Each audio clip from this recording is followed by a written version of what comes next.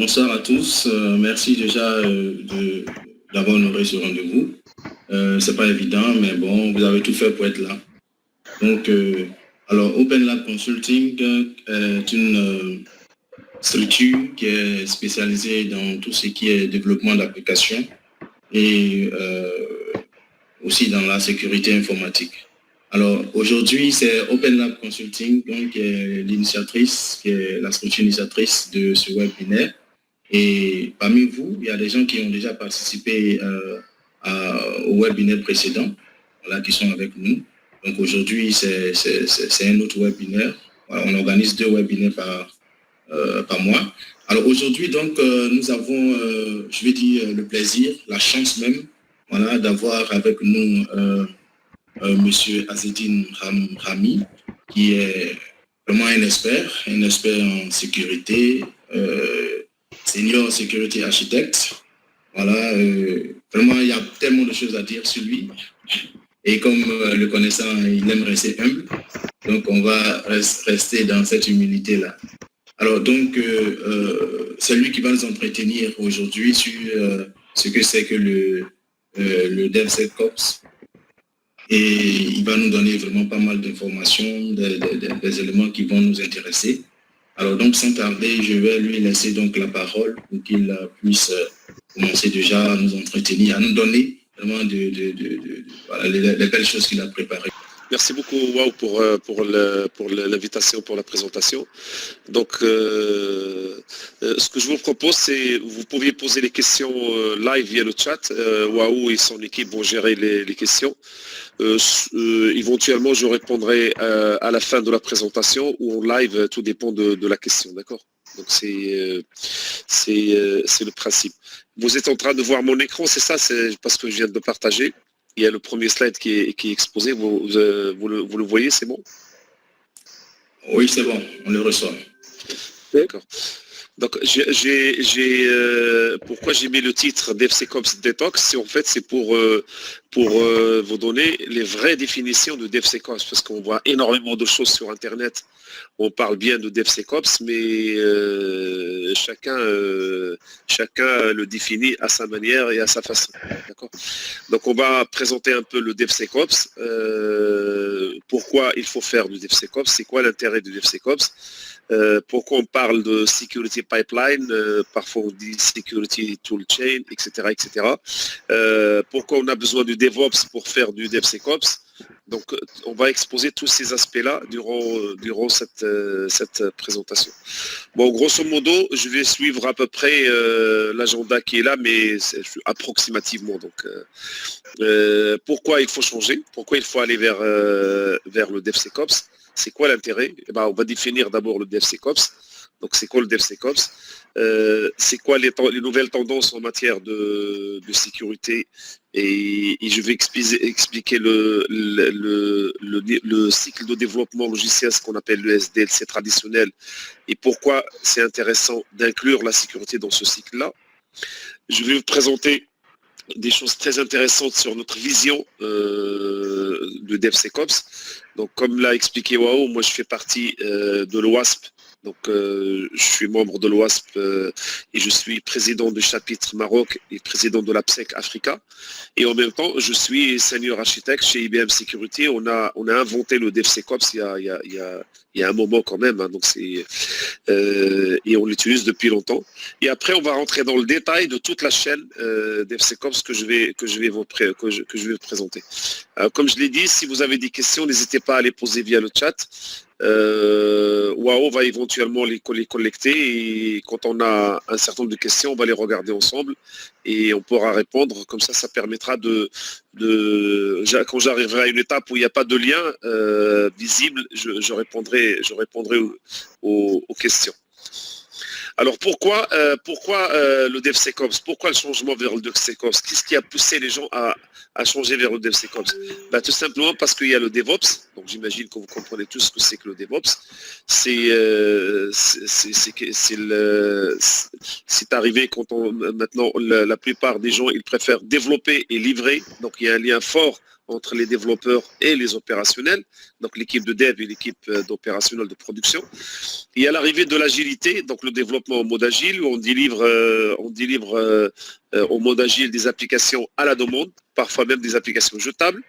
Il y a la notion de l'agilité avec du Scrum, donc il y a beaucoup de sociétés maintenant migrent vers des clouds publics ou construisent leur propre cloud privé. C'est ce qu'on appelle le Move to Cloud ou le M2C. Donc, il y a beaucoup de sociétés qui font ça. L'arrivée de la formation des développeurs en sécurité de développement a permis d'intégrer la sécurité dans le cycle de développement. Ce n'est pas très, je dirais, il n'y a pas, pratiquement, ça fait depuis 2015 qu'on a formé beaucoup de développeurs. Personnellement, j'en ai formé plus de 1500 personnes au niveau mondial depuis 2015. Plus, je ne parle pas des universités, des écoles dans lesquelles j'enseigne. Donc, il y a, et surtout, beaucoup de sociétés, ils veulent rapidement mettre ce qu'on appelle le rapide time to market. Ils veulent mettre des produits rapidement dans le marché.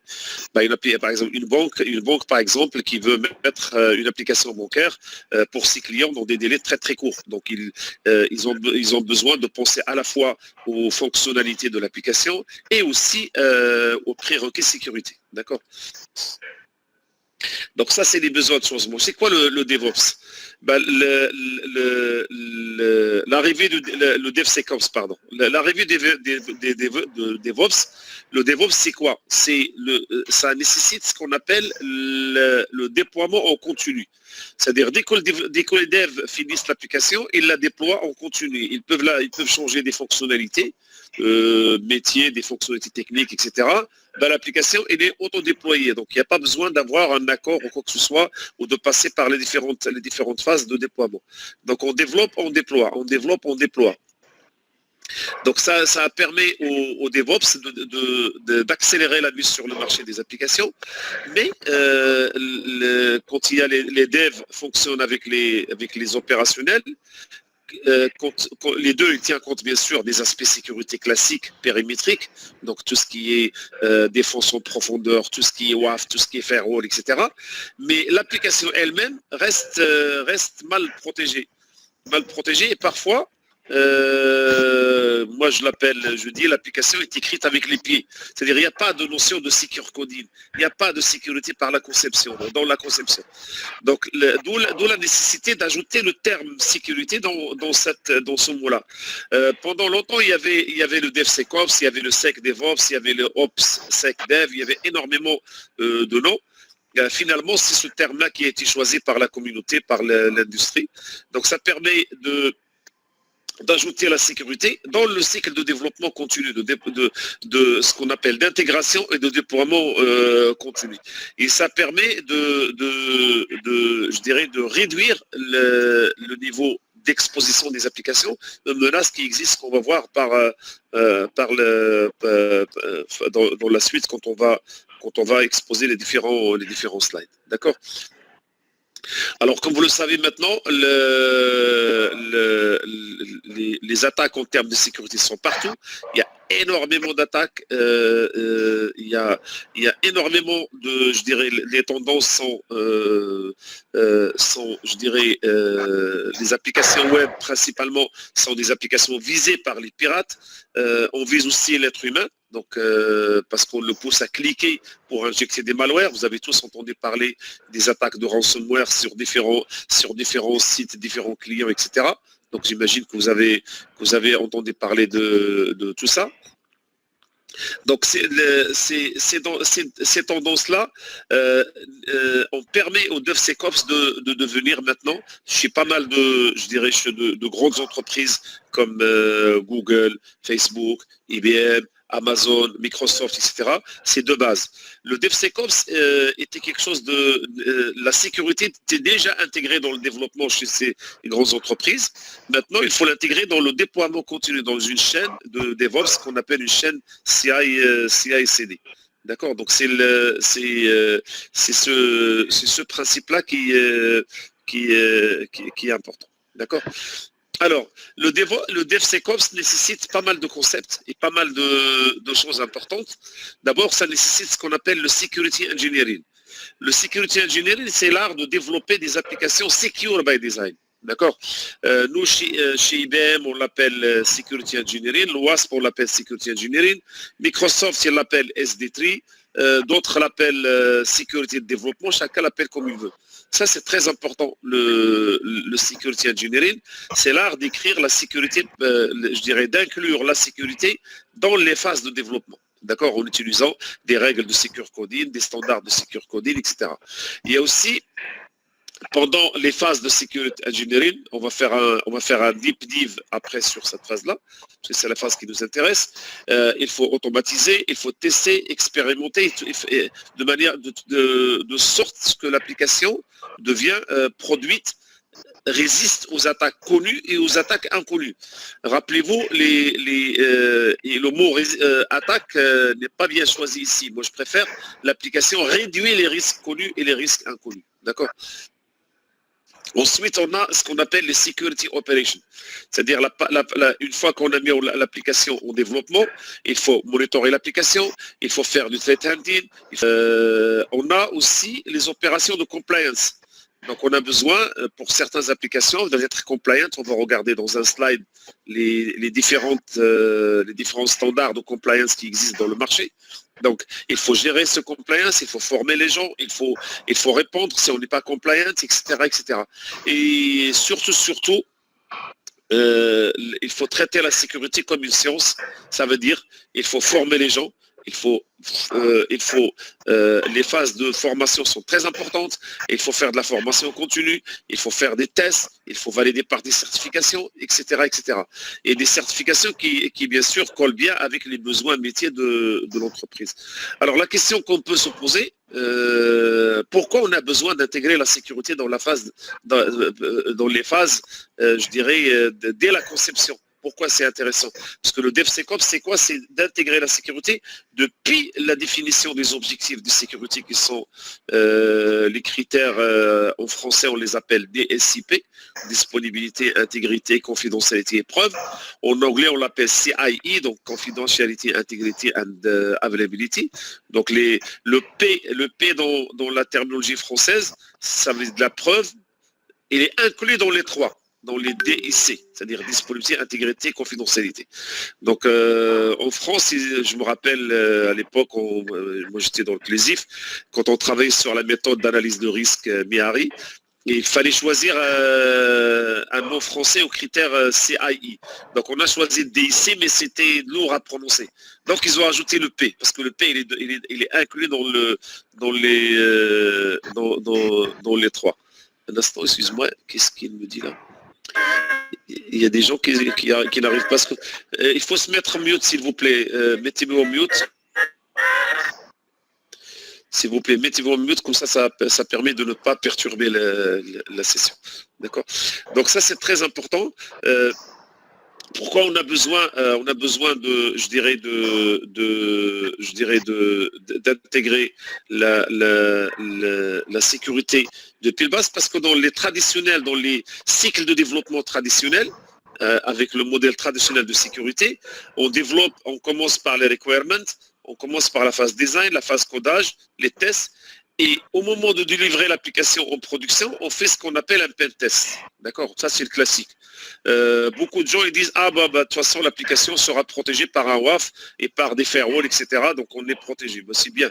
Le souci c'est que le coût de remédiation quand il y a une faille découverte ici, par exemple à ce niveau-là, au niveau de la phase de test, dans la phase de test, on fait les tests de non-régression, les tests fonctionnels, les tests, tous les tests, mais on oublie de faire des tests de sécurité et on les fait à la fin via ce qu'on appelle un pen test, un test d'intrusion. En général, le coût de remédiation quand on découvre une vulnérabilité ici, ça coûte 15 fois que si on l'a découvert pendant la phase design. D'où l'intérêt de déplacer cette courbe au départ, parce que ça permet de réduire les coûts de remédiation et aussi la fenêtre de remédiation. Parce que découvrir les failles et les vulnérabilités, on sait qu'une vulnérabilité, c'est une faiblesse dans le code ou dans la conception. Et découvrir ces vulnérabilités pendant la phase de conception permet de produire ce qu'on appelle un code secure by design. D'accord? Donc ça, c'est la phase.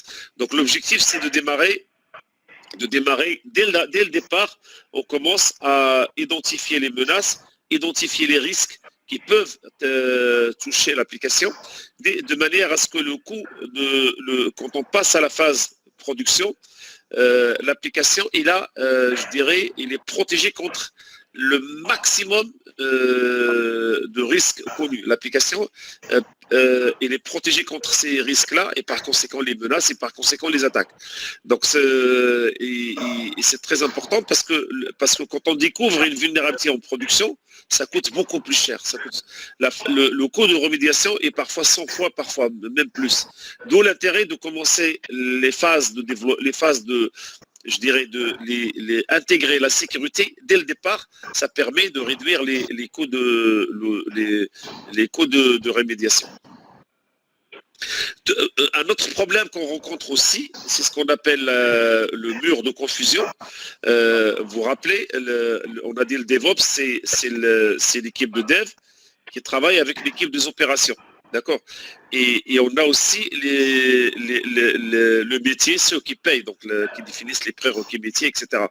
Et on a des murs, donc du mur entre les deux, parce que entre les deux, il y a le métier ne dialogue jamais avec les développeurs, il va dialoguer avec des architectes métiers, avec des architectes d'entreprise, etc., qui eux comprennent ce qu'ils ont compris. Ils vont essayer de produire des documents pour que les développeurs puissent développer avec leur compréhension. Parfois, il y a une large différence et c'est pourquoi on met un mur entre les deux. Et quand l'équipe de développement essaye de déployer, il faut aussi que les opérations soient au courant. En général, on les met au courant quand l'application est en mode release. On prévoit rarement les serveurs à l'avance, on prévoit rarement la mise en production, etc. Donc ils sont dépourvus, on appelle ça le mur de confusion. Et on a du mal à les faire travailler ensemble. D'où l'intérêt de casser ces murs ou d'apprendre à ces gens-là de discuter à travers ces murs en mettant des trous pour qu'ils puissent s'entendre entre eux ou entre elles. Donc ça dépend des personnes. Donc l'intérêt de ça, ils ont mis en place le DevOps. Donc le DevOps, qu'est-ce qu'il a fait? Le DevOps, il a détruit ce mur-là, ce qu'on appelle le mur de confusion. Ça permet à ces personnes-là de dialoguer. Mais ils n'ont pas détruit le mur de ce qu'on appelle le Wall of Uncertainty. C'est le mur d'incertitude. Ils ne l'ont pas détruit. Et on voit dans ce schéma-là, il n'y a pas la sécurité. D'accord? Et pourquoi le DevOps il est arrivé? Tout simplement, on l'a dit tout à l'heure, parce que grâce à l'agilité, donc au développement agile, qui permet de réduire le cycle de développement, de déployer de manière rapide les applications, et ils ont dit, ah tiens, on va associer, on va relier les développeurs et les opérationnels avec du DevOps, on va ajouter du Scrum pour gérer tout ça en mode agilité et on obtient ce qu'on appelle du DevOps, on peut appeler ça du DevOps agile, bien que c'est compliqué à gérer parce que pour faire du DevOps, il faut définir des sprints, et il faut des sprints en général d'une semaine ou 2 semaines, et il faut faire des réunions, ce qu'on appelle des stand-up meetings tous les jours, qui vont durer 30 minutes ou un certain temps, mais short, pour dire chacun va travailler sur son backlog, chaque développeur développe son... Et ça permet aux gens de dialoguer, ça n'y a aucun souci. Ça fonctionne très bien. Donc, mais ça reste quand même, le DevSecOps, ça reste quand même des pratiques qui permettent de réduire le temps entre la phase de développement et la phase de déploiement. Donc on a ici d'un côté l'équipe qui développe, on a l'équipe qui déploie, qui assure la qualité, l'assurance, etc. Il faut réduire ce temps-là. D'où le DevOps, il sert à cette partie-là. Et il ne sert pas qu'à cette partie-là parce que ça permet de revenir. C'est-à-dire quand il y a un souci, on peut modifier, déployer. Il y a même actuellement avec le DevOps, ça devient intéressant avec les chaînes CI/CD, Continuous Integration and Continuous Deployment, qui permet de modifier, déployer à la demande. C'est-à-dire, mais on ne tient pas compte de la sécurité. C'est la raison pour laquelle on a intégré la sécurité dans le DevOps, qui est en fait une approche il y a un mindset. Donc, c'est une combinaison de culture, de process et de technologie. Parce qu'on ne peut pas venir, tiens, dire, les équipes de dev et les équipes d'opération, on va vous mettre quelqu'un de la sécurité, et ben vous avez du DevSecOps. Non, ça ne fonctionne pas comme ça. Pourquoi? Parce que il faut déjà une approche. Donc, il faut un mindset, donc ça, c'est dans la tête. Il faut expliquer comment ça marche. Il faut combiner les différentes cultures. Les cultures dev, c'est pas les cultures de déploiement. Et il faut définir les process qui vont avec et les technologies qui vont avec. D'accord? Donc, c'est la plupart du temps, comment dire, on a ici, comme vous voyez dans le schéma, on a les phases de dev avec la production, les tests, etc., les phases conception, build, test, vérification, et on a les phases de production avec le monitoring, le health check, le maintien en conditions opérationnelles de l'architecture, la surveillance, la réponse aux incidents, etc. Il faut associer aussi la culture. Donc, quand on peut avoir différents types de cultures dans l'entreprise, on va avoir de l'agilité, on peut avoir du lean management, du continuous feedback, etc. On peut avoir plein de choses, donc il faut associer tout ça. Il y a une chose très importante, c'est l'automatisation, ce qu'on appelle l'automation. Donc, il faut automatiser tout. Pourquoi? Parce que le maximum d'automatisme permet de réduire l'intervention de l'être humain et par conséquent, éliminer les erreurs. D'accord? L'automatisation nécessite de monitorer, de mesurer pour s'assurer que les choses sont de bonne qualité, sont livrées dans les meilleures conditions. Le partage. Ça, c'est très important. La collaboration entre les différents stakeholders, les chefs de projet, les architectes, les développeurs, les architectes techniques, les DBA, les sysadmins, etc. Tout ça, ils doivent communiquer et partager avec une base de connaissances. Et surtout la sécurité. Il faut que la sécurité soit intégrée dans toutes les phases. Dans une approche classique, la sécurité, c'est quoi? C'est un RSSI avec son équipe ou un RSSI qui n'a pas d'équipe, mais là, il travaille avec la sécurité opérationnelle. Ils ont un seul rôle, c'est de dire non, niet, nada, ou allo. Et ça ne résout pas le problème. Moi, j'étais responsable sécurité pendant 6 ans dans une grande banque en France. Je dis jamais non, je dis toujours mais il y a une solution. Donc, je propose toujours une alternative. Mais quand on est le RSIC et son équipe ou l'équipe sécurité opérationnelle ne sont pas là pour faire de la police, ils sont là pour simplifier la vie et pour protéger les biens de l'entreprise et réduire les risques. Donc, intégrer la sécurité dans le développement nécessite obligatoirement de former les développeurs, de former les chefs de projet, de former les testeurs et de former aussi les équipes opérationnelles. Donc, les devs et les ops, il faut les former. C'est la raison pour laquelle le mot sec dans DevSecOps, c'est dilué dans Dev et dans Ops. C'est une dilution. Il y a la sécurité, il y a l'équipe sécurité bien sûr, mais tout le monde est formé. Un RSSI qui a mis en place une bonne démarche DevSecOps, toutes les personnes qui travaillent dans l'entreprise, ils travaillent pour lui. Parce qu'il les a formés à la sécurité, ils sont ses correspondants, etc. C'est la raison pour laquelle maintenant on définit ce qu'on appelle un security champion et parfois on définit ce qu'on appelle aussi un correspondant sécurité dans chaque équipe. D'accord? Ça permet de dialoguer et de prêcher la bonne parole si vous voulez. Donc,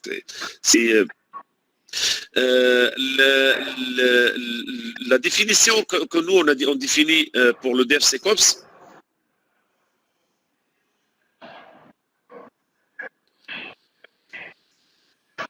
il y a toujours des gens qui arrivent en retard, donc ça me perturbe un peu, mais bon, c'est pas grave. Le DevSecOps, c'est le Secure by Design à travers une pipeline CI/CD. À travers une chaîne de déploiement CI/CD, donc intégration continue, déploiement continu. Donc il y a forcément du people, des personnes. Ces personnes-là, il faut les former à la sécurité. Il y a des process pour que tout le monde puisse suivre ces process et les appliquer. Et il y a de la technologie, c'est très important. Donc la technologie, c'est-à-dire qu'il y a des logiciels, il y a des environnements de développement, il y a des outils, etc., etc. C'est ce qu'on va voir par la suite en détail, ne vous inquiétez pas. D'accord? Donc c'est notre définition à nous je dirais du DevSecOps. Alors le DevSecOps, je ne sais pas si vous le connaissez ou pas, il a vu plusieurs versions. Donc, et je vous présenterai quelque chose de nouveau c'est rarement qu'on le présente comme ça. Beaucoup de gens n'ont pas cette classification. Donc il y a différentes générations de DevSecOps. Il y avait le DevOps 1.0. Le DevOps 1.0, donc c'est le Continuous Integration, c'est le CI. Le Continuous Delivery, c'est CD. On entend toujours parler de ça quand vous entendez dire CI/CD. C'est forcément du DevOps 1.0. D'accord? Il y a de l'agilité avancée, pourquoi pas. Il y a un Common Repository, c'est-à-dire un endroit où les sources sont stockées de manière commune entre tous les développeurs. D'accord? On fait des devs, on fait des tests et on fait les opérations. Et toutes les équipes de dev, de tests, d'opérations travaillent entre elles, ensemble. Et on a des tests automatiques à la fin. D'accord? Vers la fin, on fait un test d'intrusion automatique ou manuel, peu importe. D'accord? Et on mesure, bien sûr, on fait des métriques, on mesure des KPI pour s'assurer que tout respecte ce qui a été défini dans les process DevOps. Avec l'arrivée de DevOps 2.0, on a commencé à recevoir et à prendre en compte les feedbacks utilisateurs et métiers. D'accord. On a aussi commencé à mettre en place l'infrastructure as code and automation, c'est-à-dire on a essayé d'automatiser les infras et aussi automatiser le code. On a ajouté ce qu'on appelle la dockerisation et tout ce qui est Kubernetes, c'est-à-dire ce qu'on appelle les conteneurs. On essaie de mettre ce qu'on appelle la notion de serverless. D'accord. Et on essaie d'ajouter ce qu'on appelle le Site Reliability Engineering, c'est-à-dire tout ce qui est fiabilité dans la mise en place de l'environnement. Et ils ont ajouté quelques skills, quelques compétences DevSecOps dans la toolchain. Par exemple, ils ont dit pour les tests, on va ajouter un peu de SAST, par exemple, un tout petit peu. Et surtout, ils ont intégré les équipes d'opérationnels comme les DBA et autres. Ensuite, on a ce qui tourne actuellement, sincèrement, ce qui est actuellement à la mode, c'est le DevOps 1.0.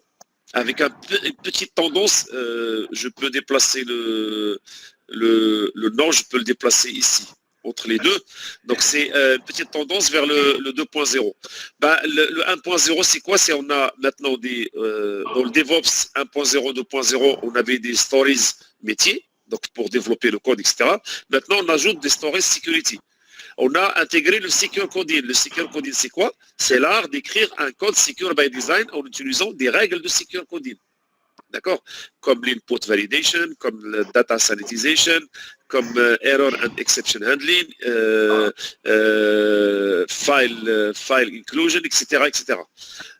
Dans la DevOps, on a ajouté le SAST et le DAST.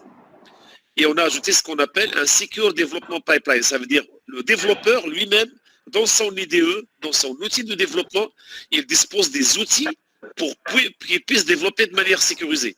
Ça veut dire qu'il est déjà formé, qu'on a formé le développeur pour écrire du code Secure by Design, aux règles de Secure Coding qui sont laissées un peu plus haut. Et il y a bien sûr le monitoring de tout ça, et bien sûr de nouvelles mesures de sécurité. Le DevOps 2.0, c'est l'intégration des outils open source, ce qu'on appelle le code, l'intégration d'utilisation du code, un code immutable, donc c'est un code immuable, donc c'est qui bouge. Oui, excuse-moi. Tu as dit quoi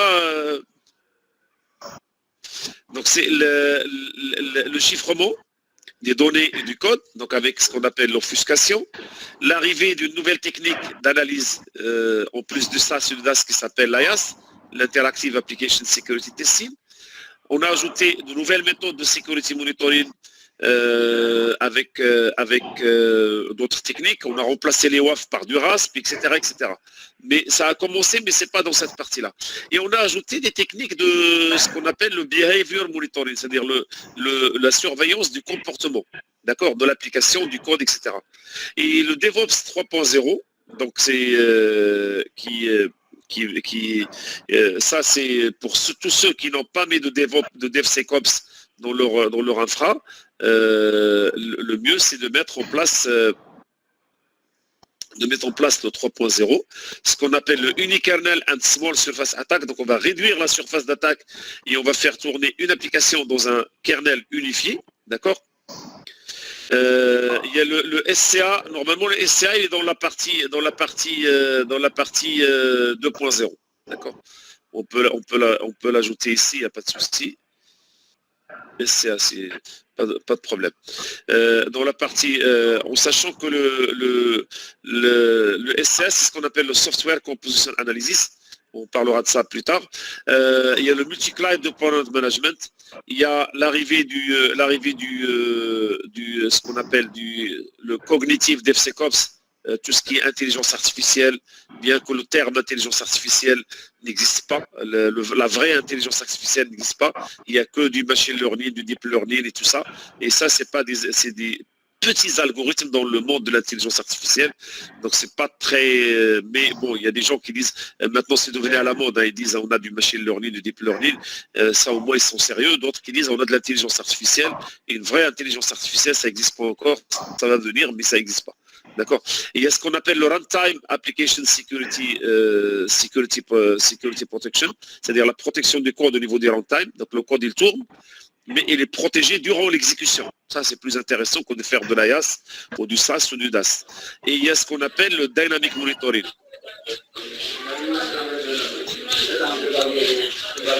Aboubakar, tu peux te mettre en mute, s'il te plaît? Oui. Mets-toi en mute. Allô? Oui, mets-toi en mute. Mais ferme ton microphone. Ok.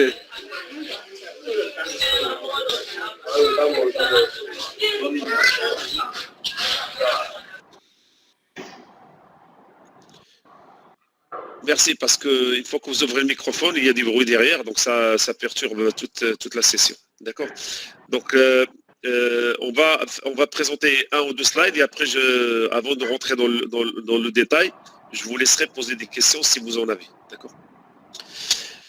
Donc là, l'approche DevSecOps que je recommande, parce qu'il est basé sur 4 axes importants.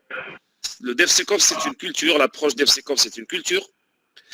C'est des mesures et du monitoring. C'est de l'automatisation et du partage. D'accord. Si on ne met pas une approche DevSecOps basée sur ces 4 axes, ça sera un échec. Alors, une culture, pourquoi? Parce que ça permet de détruire les 2 murs qu'on a vus tout à l'heure. D'accord. Et ça permet de créer ce qu'on appelle une approche pratique de développement, de sécurité et de déploiement simplifiée, sans barrière, sans aucun mur entre les différentes équipes. D'accord. Ça nécessite bien sûr que tous les gens soient formés. Pour pouvoir assurer mettre en place cette culture, il faut faire de l'automatisation. Parce qu'on ne peut pas compter sur l'humain, parce que l'humain, il doit dormir, il a le week-end, etc. Alors que les outils peuvent tourner 24 heures sur 24, 7 jours sur 7. D'accord. Et un outil, quand il est bien configuré, en général, il ne fait pas d'erreur. Un être humain, même s'il est bien formé, il peut faire des erreurs. Les mesures, il faut mesurer, il faut avoir des métriques, il faut mesurer la qualité, il faut mesurer le niveau de sécurité, il faut mesurer la maturité, etc. Et le partage, donc avoir il faut que tout le monde collabore toutes les personnes qui sont impliquées dans l'approche DevSecOps collaborent entre elles, partagent l'information, travaillent en équipe. En fait, c'est comme si on a une seule équipe, même si c'est des équipes différentes. D'accord. Donc le principe, c'est quoi? Pour faire une transformation DevSecOps, il faut intégrer ces 4 axes. Donc en général, on fait le lancement du projet, on initie le projet DevOps avec son budget, etc. Et on intègre toute la partie sécurité. On forme les gens, que ce soit les équipes de dev ou les équipes de dev ou les équipes de déploiement, et on va pour que les murs entre ces différentes équipes soient cassés, ou au moins on fait de gros trous entre les murs pour que les gens parlent entre eux, parce que dans la pratique, les murs ils sont monolithiques et les gens ne parlent pas entre eux. D'accord. Donc c'est très important de mettre en place cette approche comme ça. Et le chemin vers le DevSecOps, c'est un chemin qui n'est pas difficile, mais ça nécessite quand même de la volonté, comme je viens de l'expliquer. Donc il faut avoir déjà du DevOps. Si vous n'avez pas de DevOps, ça va être compliqué de faire du DevSecOps. C'est du DevOps plus la sécurité. D'accord, ça c'est le premier point de démarrage. Ensuite, on peut ajouter la sécurité as code, c'est-à-dire les règles de secure coding, les règles de secure développement, etc., etc. Les security operations, c'est-à-dire dans la partie architecture, dans la partie conception, les firewalls, les WAF, maintenant on parle de zero trust, etc. Et rappelez-vous, il y a la compliance aussi. J'ai dit que la sécurité, le DevSecOps et tout ça, ça doit être une science, donc traité comme une vraie science. D'accord. Toute la partie formation. D'accord. Et c'est à ce moment-là qu'on peut arriver vers une vraie approche DevSecOps. Alors avant d'aller vers la suite, parce que la suite c'est qu'on va détailler les différentes phases d'une chaîne DevSecOps. On va faire un deep dive, on va aller en détail dans ce. Est-ce que vous avez des questions? Ça me permettra de faire une petite pause, parce que je parle depuis pratiquement 45 minutes. Comme ça, parce qu'après, on va aller vers des choses beaucoup plus techniques. Et je préfère faire une pause là, pour que vous puissiez poser vos questions et on continue. D'accord? Oui, moi j'ai une petite question, je ne sais pas si on m'entend. Oui, si possible, avant de poser la question, de se présenter s'il vous plaît, parce qu'on a des gens, j'imagine, du Maroc et de la Côte d'Ivoire, et j'aimerais bien savoir qui vient du Maroc, qui vient de la Côte d'Ivoire, ou qui vient d'un autre pays, je ne sais pas, j'ai aucune idée. Alors, je peux me présenter, donc Noureddin Kadri, je suis de France. Je travaille pour une entreprise qui s'appelle Worldline, qui faisait partie d'Atos à l'époque, qui ne l'est plus. Et je suis donc Security Officer et je suis le DevSecOps Advocate dans la boîte. Donc je fais la promotion des pratiques DevSecOps. Donc c'est un sujet qui m'intéresse beaucoup. D'accord. Et voilà pour ma présentation. Et j'ai une petite question sur ce qui a été déjà présenté. Justement sur ce slide-là, le dernier carré donc à droite concernant science. Est-ce que vous pouvez expliciter un peu plus? Je n'ai pas très bien saisi cette notion de science dans l'approche de SecOps. Une science, c'est comme les mathématiques, comme la physique, donc c'est une science exacte. Donc là, c'est la sécurité qu'il faut la prendre comme une science. Il faut la développer comme une vraie science, avec des formations, des tests, des certifications. Il faut bien former les gens. Parce qu'on ne peut pas venir demander aux développeurs, aux opérationnels de faire de la sécurité alors qu'ils n'ont rien. Donc j'imagine, toi, tu es RSSI, tu es RSSI, tu as fait face à des gens qui ne sont pas formés, et quand tu leur parles de la sécurité, soit ils te regardent les yeux grands ouverts, soit ils te disent oui, mais ils font rien. Donc moi, j'étais RSSI aussi dans une grande banque ici en France, à Paris. Quand je suis arrivé, la première chose qu'on a fait, on a fait la formation des gens. Donc c'était obligatoire de former les gens. D'accord. Donc quand je prends le mot science, ça concerne, si tu l'as remarqué, c'était dans un des slides avant. Où est-ce que j'ai mis ça? Voilà, c'est celui-là. D'accord. Moi aussi, je suis bloqué en France pour le moment. D'accord. Bon, on n'est peut-être pas loin. Une petite question aussi, je ne vais pas trop accaparer la parole. Le slide juste avant, il m'intéresse beaucoup sur le déploiement du DevSecOps, la transformation. Vous n'avez pas commenté en fait la partie en bas, j'ai l'impression, où j'ai raté.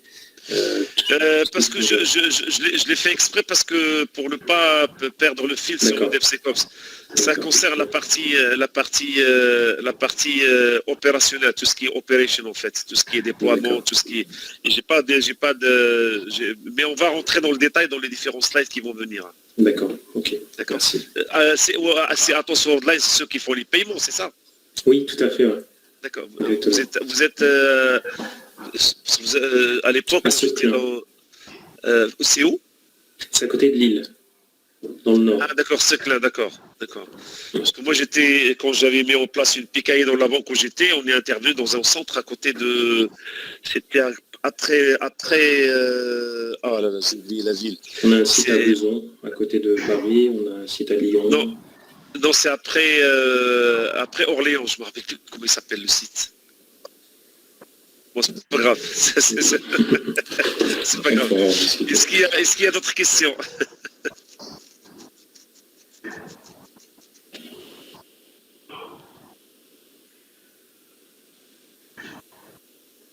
Est-ce que vous avez des questions, s'il vous plaît, avant de passer à la suite?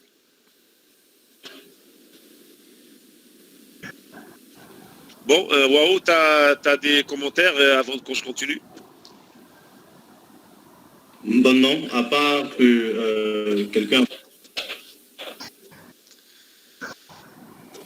Bon, plus vous posez des questions, plus je peux expliquer davantage, parce que si vous ne posez pas de questions, ça restera comme ça. Donc c'est... D'accord, donc c'est... Voilà. J'en ai d'autres, mais j'anticipe peut-être sur la suite. Vous parliez tout à l'heure de YAST, par exemple. J'en ai entendu parler, j'ai un peu étudié le sujet, mais je ne connais pas de solution mature. Je vais en parler, il y a un slide sur la YAST. Ouais, il y a un slide sur la YAST, il y a un slide sur... Là, on va faire un deep dive Enfin, c'est un deep dive, mais sans rentrer trop dans les détails. Parce que ce que je viens de vous présenter, c'est extrait d'une formation de 5 jours. Et condenser tout ça en 2 heures, c'était un exercice quand même assez compliqué à faire. Donc après, si quelqu'un a des questions, vous avez mon adresse email. Vous pouvez me contacter. Je suis sur LinkedIn. Vous pouvez contacter Waouh. Il n'y a aucun souci, donc pas de problème. Donc là, on va faire donc comme je l'ai dit, le DevSecOps, ça doit être mis en place dans une chaîne totalement automatisée. La pipeline doit être complètement automatisée.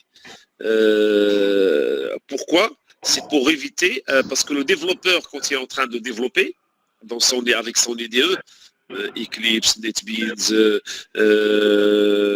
JetBrains, etc. Il y a plein d'IDE dans le marché, hein, donc on ne va pas tous les citer. Il doit d'abord développer, il doit être formé à la sécurité de développement, mais il faut aussi l'aider. Donc pendant qu'il développe, l'IDE va lui dire attention, cette partie-là, tu as oublié de mettre le prepare statement pour Java ou .NET. Ah, tu as oublié de mettre l'input validation. Il lui donne des aides, c'est-à-dire via des outils qui permettent de l'aider à développer. Et pendant toutes les phases de build, de test, tout ça doit être, la sécurité doit être, tout doit être testé, validé via les outils qu'on va voir dans les différents slides.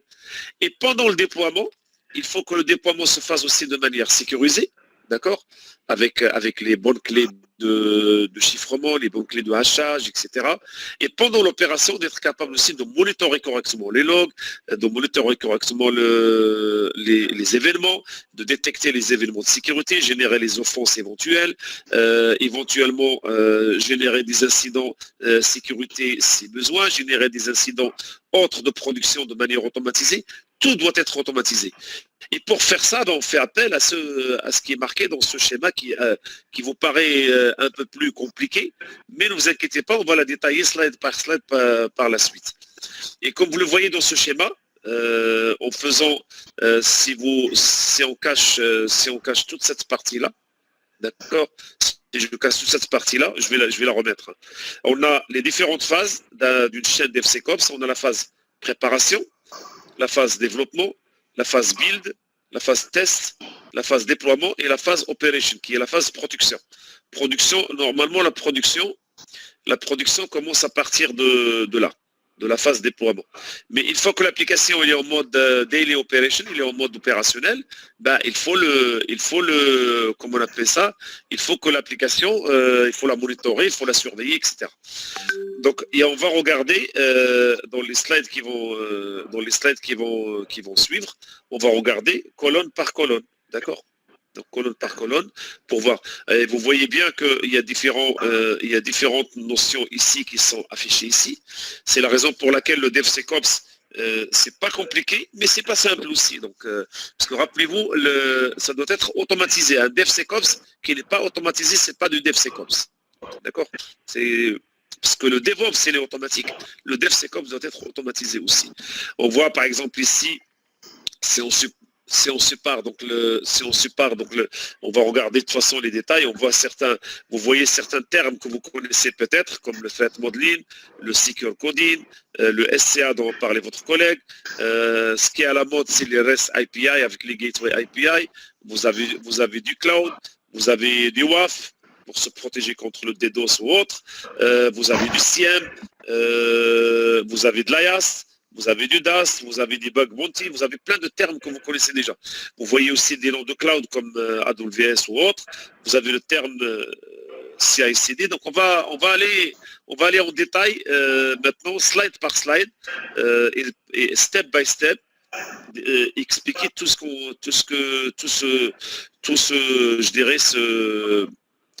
monde-là. Alors on va commencer par la première colonne, qui est la colonne préparation, ce qu'on appelle, moi je l'appelle ça security requirement, d'accord? Donc et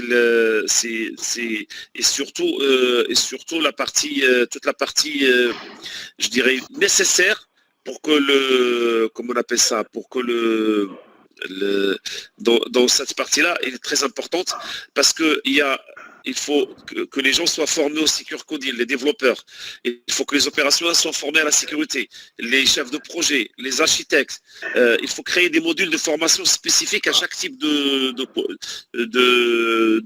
population. Il faut avoir des outils de gestion de tickets, comme Jira, comme ServiceNow, il y en a plein, Et si vous avez des clouds privés ou des clouds publics, il faut aussi les intégrer dans cette partie-là. D'accord?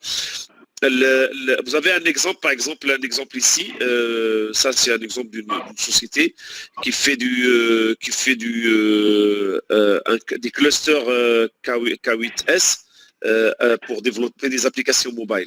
Et ils ont un DevSecOps qui obtient tout ça, parce que derrière, ils livrent des applications mobile, mais tout ça est déployé dans un cluster K8S.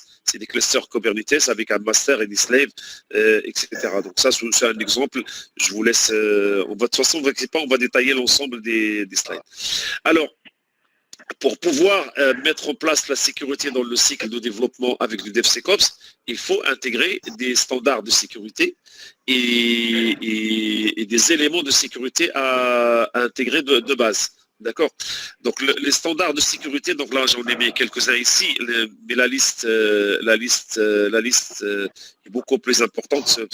Si je mets tout dans un slide, ça va être tout petit. Donc là, l'OWASP, donc notre site à nous, l'OWASP, on a développé plein de guides. Tout ce qu'on fait dans l'OWASP est gratuit. Toute la documentation, les projets, tout dans l'OWASP est gratuit. Donc le site de l'OWASP, vous le connaissez tous, hein, et je vous encourage à adhérer à l'OWASP de votre chapitre.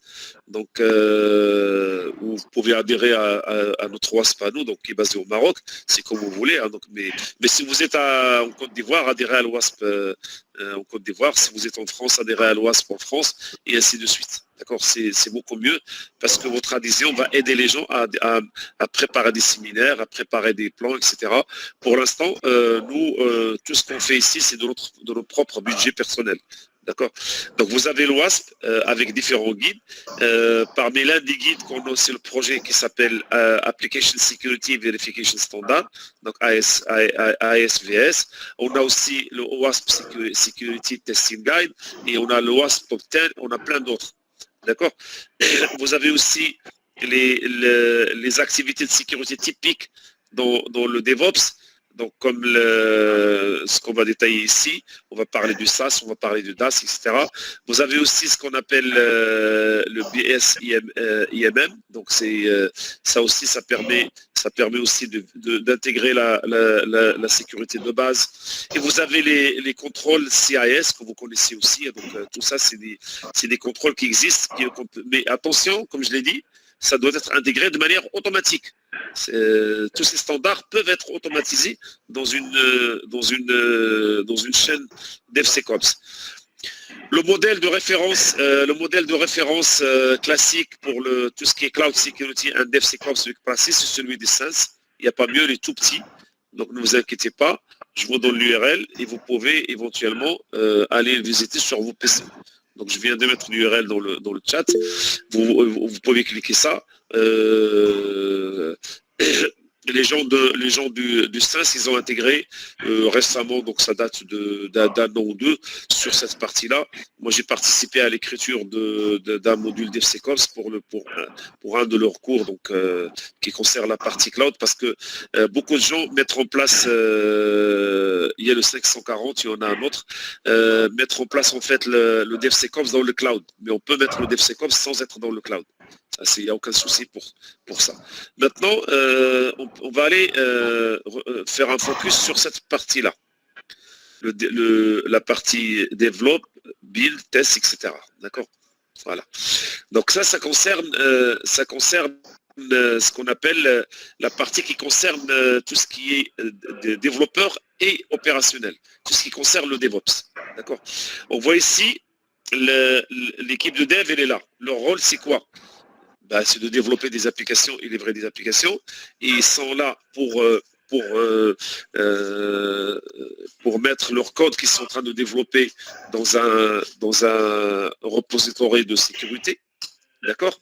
Ils font des commits, ils font des changes, ils développent quoi. D'accord? Donc l'idéal serait de leur donner la possibilité de faire ce qu'on appelle du SAST, ce qu'on appelle le Static Application Security Testing, c'est-à-dire de tester leur code pendant la phase de développement via l'IDE, pendant la phase de commit, c'est-à-dire quand le développeur fait un commit vers le repository, qui peut être un GitLab, un GitHub, peu importe le repository, il y aura un moteur qui va scanner le code et qui va le comité ou le merger si le code est conforme aux règles de secure coding. S'il ne l'est pas, il va être retourné au développeur pour correction. D'accord? Et aussi pendant toutes les phases. Donc ça c'est il y a beaucoup de gens actuellement qui utilisent SonarCube, que vous connaissez, j'imagine. Il n'y a pas que SonarCube, parce que le SonarCube, si vous prenez SonarCube, donc je vais rapidement vous montrer ça directement sur le. Donc si vous prenez SonarCube, donc SonarCube, c'est un outil qui est à la fois open source, ils ont la version enterprise. Il peut gérer jusqu'à 27 langages de programmation. Et SonarCube, il a un avantage, c'est qu'il fait à la fois le SAS, il fait de la qualité du code. D'accord? Sa mise en œuvre est quand même un peu plus compliquée, mais ça fonctionne. Il a un dashboard très très bien fait. Et nous, on a écrit la partie OWASP Top 10 pour SonarCube. Vous avez aussi un autre outil que je trouve beaucoup plus intéressant que SonarCube, qui s'appelle SemGrep. SemGrep, c'est un outil qui fait du SAS et qui supporte 17 langages.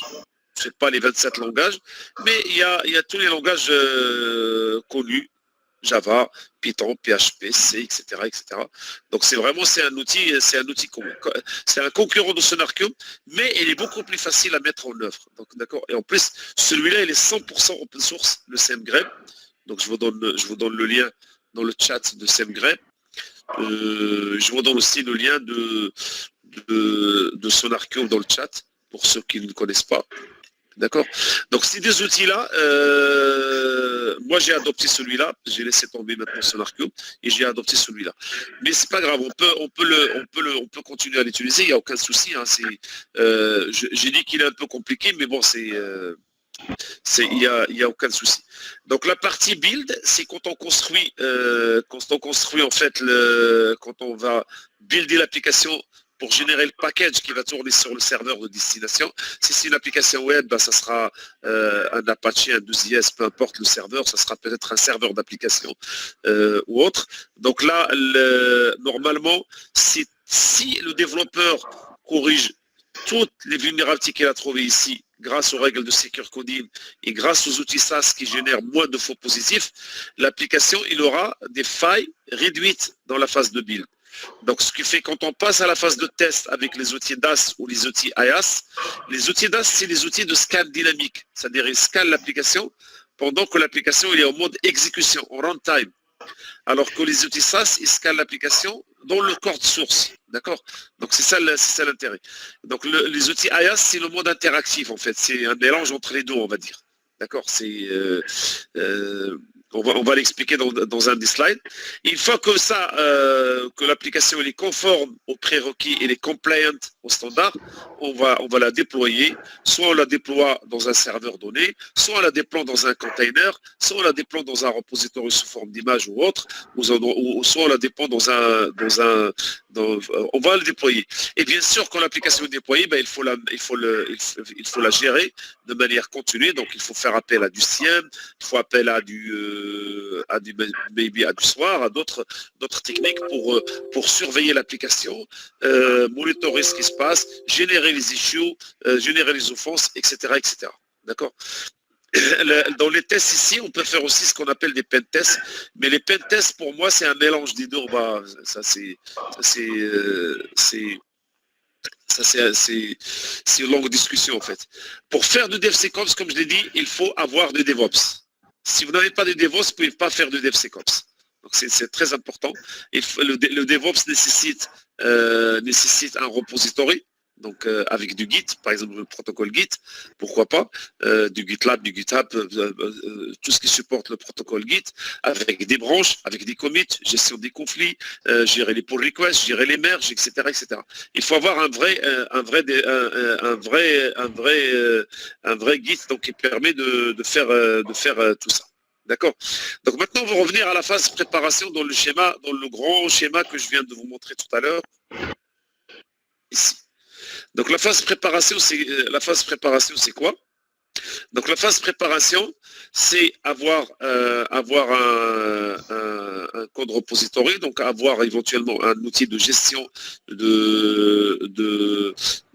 demandes, etc. Ça peut être Jira, ça peut être autre chose. Avoir des IDE, éventuellement avoir un outil de type SAST comme SonarQube ou SameGrep ou autre. Avoir un outil qui permet de gérer le code source. Ça peut être Bitbucket ou autre. Avoir un outil qui gère les artefacts, comme Artifactory par exemple. Et derrière, tout ça, ça rentre dans la chaîne CI/CD.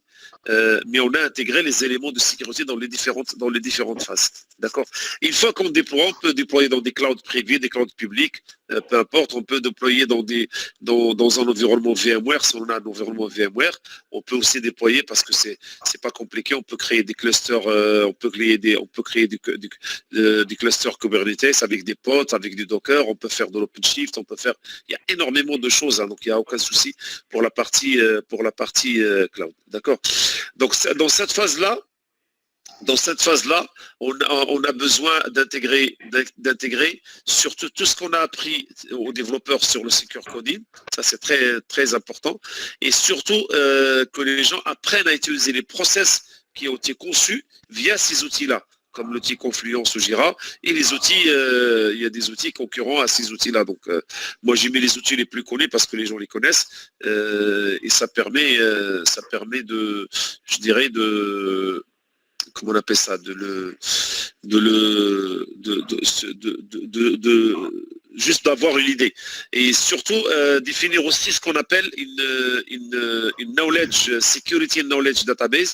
Ça, donc, à quoi ça sert cette security knowledge database? C'est une base de connaissances, rappelez-vous, j'ai dit qu'il faut partager, qu'il faut gérer la sécurité comme une science.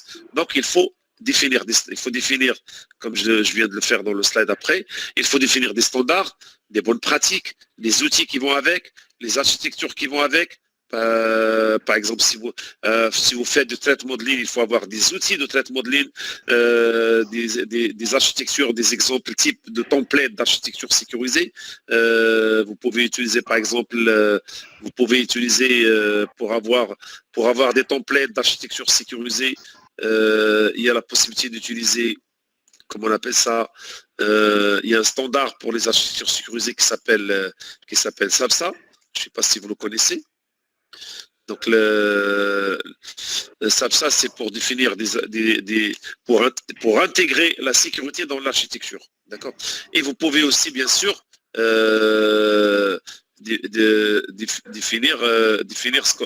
utiliser TOGAF qui vient de l'association de Open Group. Le Open Group a été créé par IBM, par Capgemini, par d'autres compagnies. À l'époque, quand j'étais Capgemini, on avait notre propre certification architecture qui s'appelle IAF. IBM leur propre certification. Et maintenant, ça s'appelle. Ils ont intégré ça dans TOGAF. Donc moi, j'ai travaillé dans l'intégration de SAPSA dans TOGAF. Excuse-moi, il y a quelqu'un qui a son microphone qui est allumé. Je ne sais pas qui.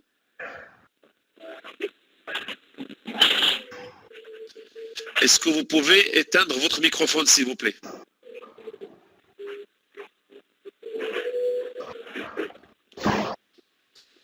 Allô, allô?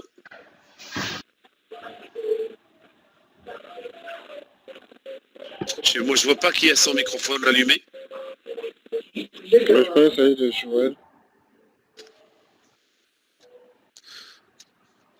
Bonjour, Laikana. Tu nous as rejoint depuis quand?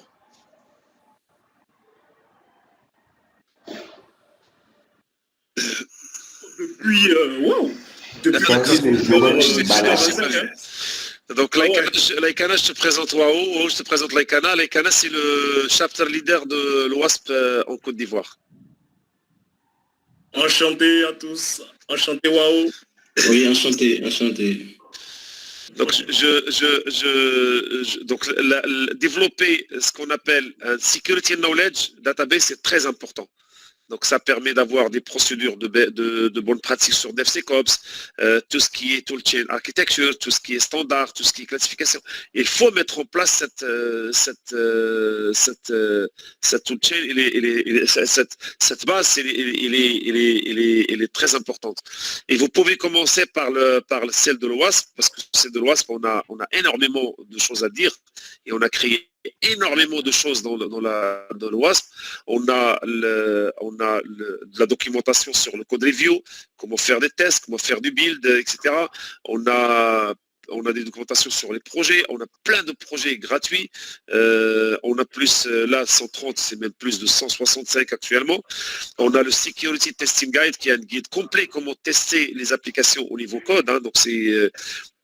on a le ASVS avec différents niveaux de maturité, donc de 1 à 4. Et tout ça, c'est des outils qui sont gratuits, qui sont disponibles à la disposition comment on appelle ça, de la communauté WASP. Et bien sûr, chacun peut contacter son chapter leader local.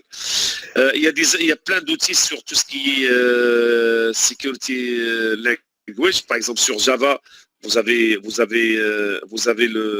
il n'y a pas mieux sur Java, vous cherchez pas midi à 14h, sur Java vous cherchez l'outil, vous cherchez en fait le SOI, le wiki de SOI qui traite toutes les règles de Secure Coding Java.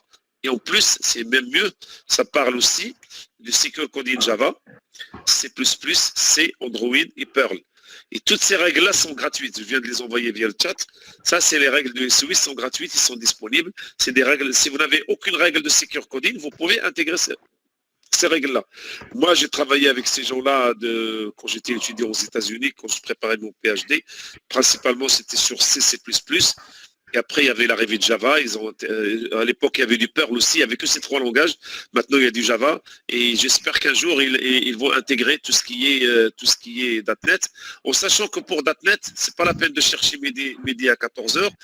Comme je le dis toujours, .NET, vous mettez .NET Secure Coding, vous tombez automatiquement sur le site de Microsoft. Et il n'y a pas mieux que le site de Microsoft chose pour tout ce qui est .NET. D'accord? Donc là, vous avez les Secure Coding Guidelines. Bon, j'ai de la chance que c'est mon frère qui s'occupe de ça chez Microsoft aux États-Unis.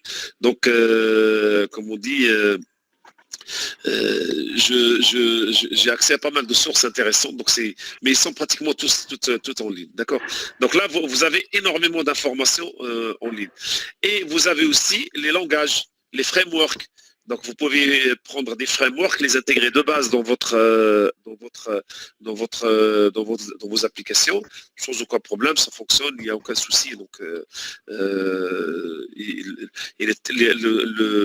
si vous faites du PHP par exemple, vous pouvez intégrer des frameworks PHP classiques.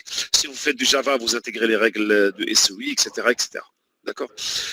Maintenant, on va passer à la phase développement, c'est-à-dire ces trois colonnes-là. On voyait que dans la phase, il y a du plan design, traquer les bugs sécurité, développer, tester le code source et gérer le code source. D'accord. On voit bien ici, pour gérer le code source, on fait appel à Bitbucket par exemple, ou il y en a d'autres. Pour faire les tests SAS, on fait appel à un outil comme SonarCube ou SendGrep. Et pour tout ce qui est planification, gestion des bugs, gestion des issues, on peut les faire avec Jira, on peut le faire avec GitLab, on peut le faire avec GitHub. L'outil n'est pas le principe, c'est que je vous donne un exemple d'outil, mais c'est à vous de choisir ce qui vous convient. Donc dans cette phase-là, dans cette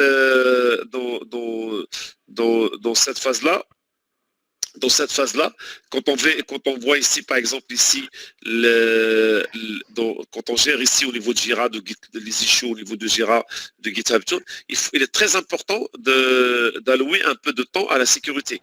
Et pas que ça, il faut allouer du temps à la sécurité, à la classification des données, à la protection des données personnelles, aux risques, définir les surfaces d'attaque, la partie traitement de ligne, parce que il est alimenté en général par les menaces et par les risques, et toute la partie, ce qu'on appelle le onboarding, donc les gens qu'on va onboarder dans le projet. D'accord. Et quand on parle du traitement de ligne ici, le traitement de ligne, c'est une tâche très très importante et il est obligatoire de l'intégrer dans une chaîne DevSecOps, en sachant que le traitement de ligne, c'est une phase qui rentre dans la partie préparation en général. C'est entre ça et ça. D'accord. On ne peut pas automatiser le traitement de ligne actuellement, mais ça viendra par la suite. Hein. C'est quelque chose qui va arriver. Il y a 4 questions à se poser quand on fait le traitement de ligne. C'est on travaille sur quoi, qu'est-ce qui ne va pas, comment on peut le fixer, d'accord, et c'est quoi le good job. Et en général, on va utiliser comment on appelle ça, les phases suivantes, donc define, diagramme, identify, mitigate and validate. En général, le traitement de ligne, on utilise la méthode Stride pour faire du traitement de ligne. Il y a une autre méthode qui s'appelle PASTA aussi. Il y a les deux méthodes qui existent. Donc Stride, c'est utilisé par Microsoft, par nous, par d'autres. Hein. Il y a PASTA, c'est utilisé par d'autres grandes compagnies. Mais le traitement de ligne, c'est quelque chose de très important. Le traitement de ligne, moi, quand j'enseigne le Secure Coding à l'université de Ann Arbor aux États-Unis, c'est en 2015 qu'on a commencé à parler de traitement de ligne, et à l'époque on appelait ça l'analyse de risque de l'architecture, d'accord. Mais l'analyse de risque de l'architecture, c'était lourd à prononcer, et cette notion de traitement de ligne est arrivée grâce à un de mes collègues là-bas qui a écrit un très bon livre qui s'appelle c'est Adam Schott, et son livre c'est celui-là. Donc j'imagine que ça c'est un très bon livre sur le traitement de ligne. Donc si vous voulez, vous pouvez le télécharger sur Internet ou l'acheter sur Internet. Si ça existe sur Amazon, sur le site de Willy, etc. Donc le traitement de ligne, c'est très très important parce que grâce au traitement de ligne, on peut demander aux développeurs, on peut leur dire comment écrire votre code, comment intégrer la sécurité dans le code. D'accord. Une application qui ne subit pas la phase de traitement de ligne est une application qui n'est pas protégée by design. D'accord. Même s'il y a des règles de secure coding, parce que forcément on va oublier quelque chose qu'on n'a pas identifié. Parce que le traitement de ligne on doit définir les security requirements, les CIE, DSIP, on doit définir un diagramme qui correspond à la mise en œuvre des protections pour mettre en œuvre ces security requirements. On doit identifier les menaces. On doit identifier les risques liés à ces menaces et réduire ces risques. Et bien sûr, on doit valider comment ces risques ont été réduits. Et là, vous avez deux méthodes que je viens de citer ici.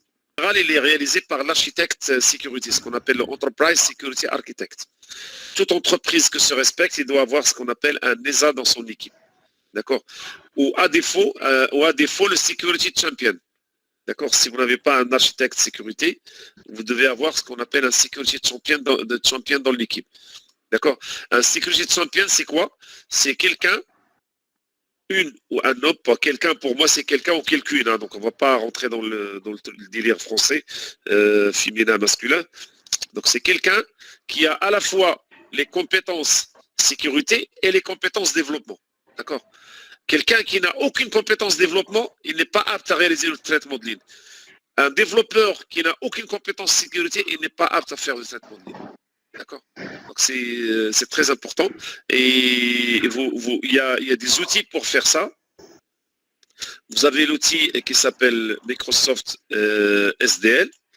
Donc qui est gratuit, qui est disponible gratuitement sur Internet. Hein. C'est un outil gratuit que vous pouvez éventuellement le faire.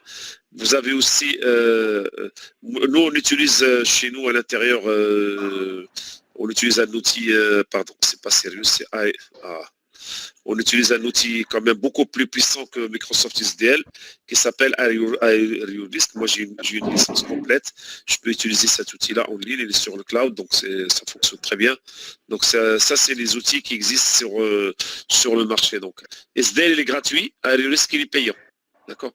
Et vous avez plein d'outils gratuits sur le marché, mais ils ne sont pas très matures actuellement. Donc il faut attendre un tout petit peu.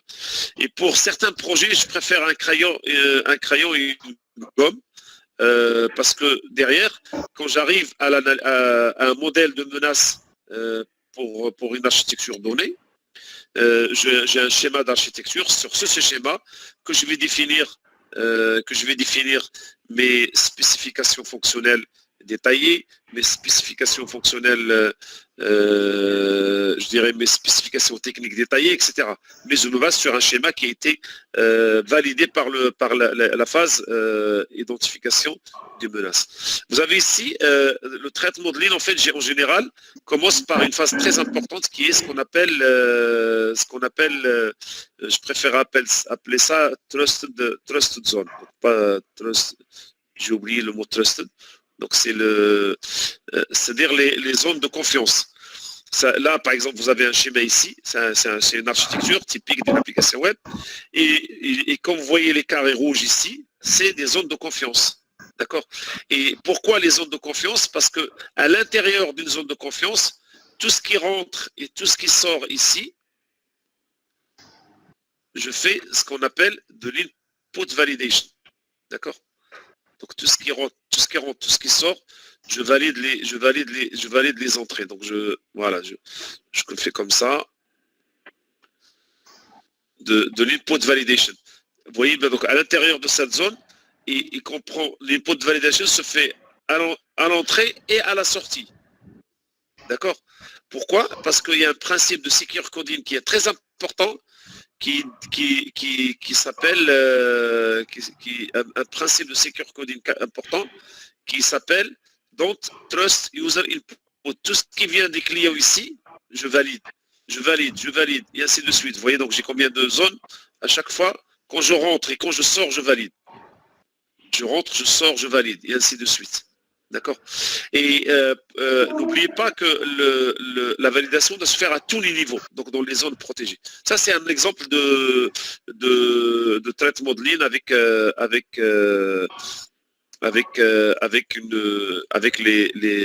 les protections nécessaires. D'accord ? Et je peux même, par exemple, si je suis un peu paranoïaque, je peux dire à l'intérieur ici, entre cette zone-là et cette zone-là, je valide. Entre cette zone-là et cette zone-là, je valide, et ainsi de suite. D'accord ? Si je peux être un peu paranoïaque. L'avantage, c'est que la validation, permet de supprimer toute entrée qui n'est pas conforme aux règles de Secure Coding. D'accord? Bien sûr, il faut définir une stratégie de validation et l'appliquer dans ces règles de validation. D'accord? Donc ça, c'est la partie traitement de ligne. Là, vous avez ici un exemple d'un client qui fait du traitement de ligne avec le cloud Amazon Web Service. Donc, je vous laisse regarder, vous avez le slide, je vous laisse regarder et on définit les différentes tâches ici, de A0 jusqu'à A17. Vous avez la partie contrôle. Là, vous avez tout ce qui est bien, les assets à protéger. Vous avez les contrôles à mettre en place et les agents de menace sur lesquels on doit se protéger. Et vous avez les différents points rouges, c'est les endroits où on fait de la validation. C'est un exemple. Vous pouvez le faire avec Excel, vous pouvez le faire avec Visio, il y a plein de logiciels qui le font. Nous, on le fait directement avec Aeroris. Ça, c'est un exemple qui est fait avec le logiciel payant. D'accord? Alors maintenant, avec l'arrivée des containers comme Kubernetes, par exemple, au Docker, la surface d'attaque est devenue large. D'accord? Donc la surface d'attaque est devenue large. Et quand on prend par exemple un cluster Kubernetes avec différentes nodes, un master et avec des slaves, et à l'intérieur des slaves, on a des pods, et dans les pods, on a des containers, et dans le conteneur, on a des applications, à un moment donné, on est perdu. On ne sait pas comment gérer tout ce bazar-là. Mais on doit être capable de regarder ce qui se passe. Actuellement, peu de gens qui mettent en place des Docker, des Kubernetes et tout ça, ils sont incapables d'aller voir tout ce qui est sur ce schéma-là. Ils voient juste le cluster, le node, avec les commandes classiques, kubectl, pod, kubectl, services, etc. C'est tout. Mais je vous donner si vous avez des solutions de ce type-là installées dans vos architectures, vous pouvez utiliser un logiciel qui permet, il faut juste que je trouve le nom parce que je viens de le perdre, je l'avais dans ma tête, mais il est parti. C'est un logiciel qui permet de surveiller ce qui se passe à l'intérieur. C'est comme si vous êtes en train de se balader à l'intérieur de ce type d'architecture. Je vais m'en rappeler, je reviendrai. Parce que je l'ai zappé là, je l'avais en tête et je l'ai zappé. Donc ça, c'est la surface d'attaque, elle est importante. D'accord? Donc forcément, les menaces qui existent peuvent être exploitées. Et quand une menace est exploitée, il y a forcément un impact. Donc quand il y a un impact, on a un risque. Bien sûr, tout ça, c'est des biens, il faut l'évaluer. Les assets, il faut les évaluer. D'accord, ça c'est très très important. Vous avez par exemple un exemple de traitement de ligne avec Kubernetes, avec les différentes zones. On a découpé les différentes zones. On a les différents acteurs ici qui sont en jeu, les développeurs, les administrateurs, les attaquants externes, les attaquants internes, etc. Et on a défini comment on communique entre les différentes zones pour faire de la validation. Ça, c'est un exemple de sortie de traitement de ligne. Dans le livre que je viens de vous montrer, vous avez la possibilité d'accéder à des feuilles Excel qui contiennent toutes ces informations. D'accord. Vous avez aussi, je ne sais pas pourquoi j'ai mis 2 L dans le traitement de ligne, mais bon, quand vous faites du traitement de ligne, il est très important de prendre en compte toutes les couches, d'accord, toutes les couches de votre application. Il ne faut rien oublier. C'est très important, donc il ne faut rien oublier, il ne faut rien laisser au hasard. Donc si vous avez par exemple du Kubernetes comme dans l'exemple, il y a les nodes, il y a la plupart, 86% des brèches ça touche les nœuds. Si vous avez par exemple du cluster K8S, il faut mettre en place de l'orchestration de containers. Donc il y a des outils qui permettent de faire ce qu'on appelle de l'orchestration de containers. Donc l'un des outils que j'avais en tête, mais que j'ai oublié. Comment il s'appelle déjà? Il m'a échappé, je l'avais en tête et il m'a échappé. Il m'a complètement échappé, c'est incroyable. Ça vous permet de voir ce qui se passe à l'intérieur de votre je pense c'est Istio, je crois. Oui, je l'ai trouvé, c'est bon. Il faut juste que je réfléchisse un peu. Donc, si vous avez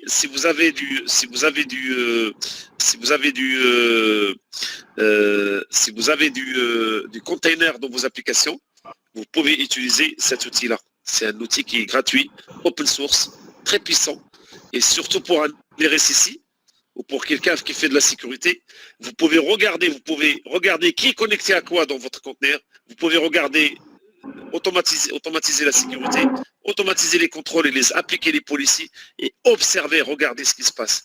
C'est un outil complet qui est en train de faire un cloud privé et je vous garantis c'est un outil super parce que à l'intérieur ici, quand vous êtes en train dans un pod par exemple, dans un cluster K8S, vous pouvez voir tout ce qui est affiché ici. Alors que si vous n'avez pas un outil comme ça, vous êtes aveugle, vous voyez que le pod, vous voyez que le Docker container, vous voyez que c'est tout pour contrôler, vous ne pouvez pas voir. Mais quand vous installez des outils comme ça, tu peux aller voir ton serveur Apache, ton framework Spring, ton GDK, tu peux voir le détail à l'intérieur de... Donc tout ce qui est marqué dans le slide, tu peux le voir grâce à des outils d'orchestration, c'est très important. C'est pourquoi moi je l'ai appelé ici K8S Orchestration and Networking. C'est très important. Et ça vous permet de voir tout ça. Et quand on fait en place de traitement de ligne, on prend en compte ces outils-là parce qu'on peut savoir qui communique avec qui, comment les services communiquent entre eux, est-ce qu'ils communiquent de manière sécurisée ou pas, est-ce que ce que j'ai défini dans le traitement de ligne, il est implémenté réellement dans la vraie vie ou pas. D'accord.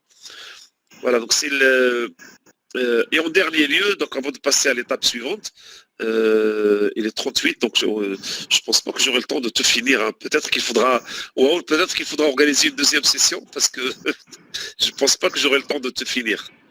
Ok, c'est bien noté. Donc là, avec l'arrivée des API, il y a aussi la surface d'attaque. L'API permet, beaucoup de gens actuellement mettent en place des services de type RESTful, les exposent via une gateway API des services. C'est beaucoup plus intéressant parce que ça permet d'avoir ce qu'on appelle des joints de dilatation entre les applications pour que les applications ne se frottent pas et ne se chauffent pas et plantent tous d'un coup. Donc on a comme un joint de dilatation. Donc ça permet d'avoir cette partie-là. Mais ça augmente aussi la surface d'attaque. Il faut sécuriser ces API. Donc c'est très important de le sécuriser et de les protéger. De toute façon, comme je l'ai dit, parce que pour ne rien vous cacher, le nombre de mon cours là, il fait 5 jours. C'est énorme le nombre de slides. Donc là j'essaie de réduire, mais je pense pas que je vais tout finir avant 22h parce que à 22h on doit arrêter et éventuellement on organise une deuxième session dans 15 jours si vous voulez ou en juin si tout le monde est partant, vous êtes les bienvenus. Et l'avantage dans la deuxième session, je vous mettrai une VM qui contient une chaîne complète DevSecOps avec notre outil open source qui s'appelle Secure Codebox, c'est un outil de l'OASP. Comme ça, on pourra pratiquer les différents outils que je viens de présenter. D'accord. Donc mais on va aller on va s'arrêter à peu près à 50 pour laisser les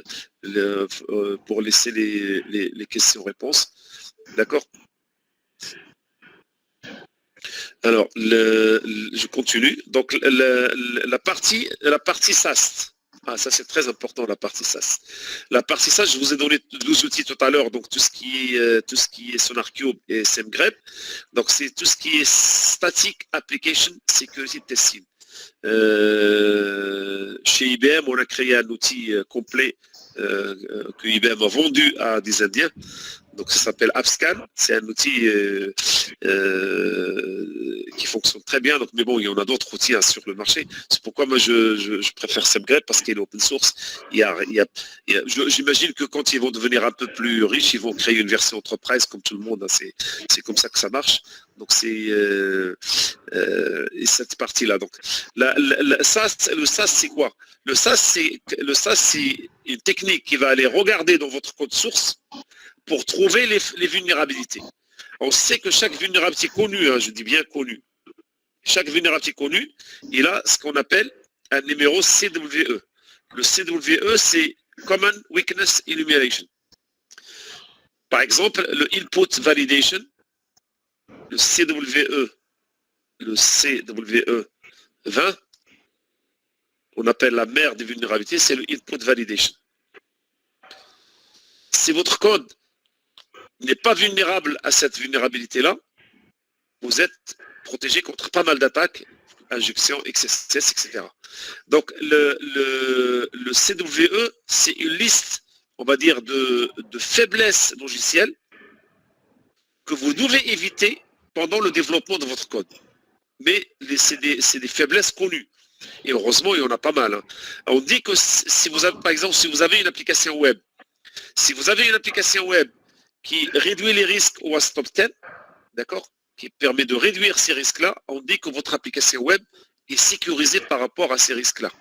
Si vous avez une application, par exemple, système embarqué, avionique, automotive, voiture connectée, peu importe, une application, par exemple, de paiement en ligne qui est développée en C ou en C++, s'il respecte le Sense Top 25, on dit que votre application est sécurisée par rapport à ce référentiel.